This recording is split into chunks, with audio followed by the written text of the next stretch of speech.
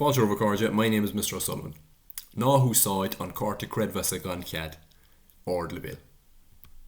Is cuimhin lum go soléir fógraíodh ceolchoirm na bliana na meán ó síolta.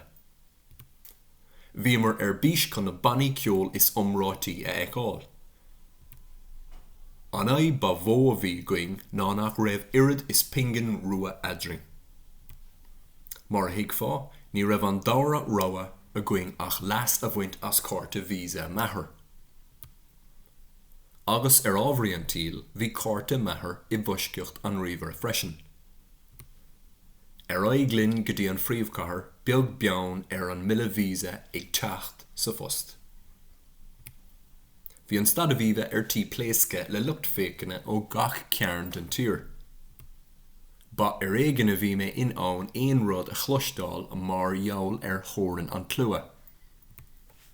Tháinig an bille víosa a níor a dúig Maithair madan ghorcha I mullag an hírig. Ní móna sásta a bhí sé nuair a chonig sé ardú le sa bhile. Buineadh get as nuair a chonig sé gur íochtaine as ceolchoirm le na Chárta.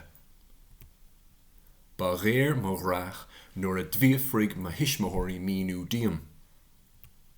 Bhí is a going an sin go raibh an buile búilte agus an gaiste túrtha. Cuireadh chun oibreamuid beirt láthreach bán.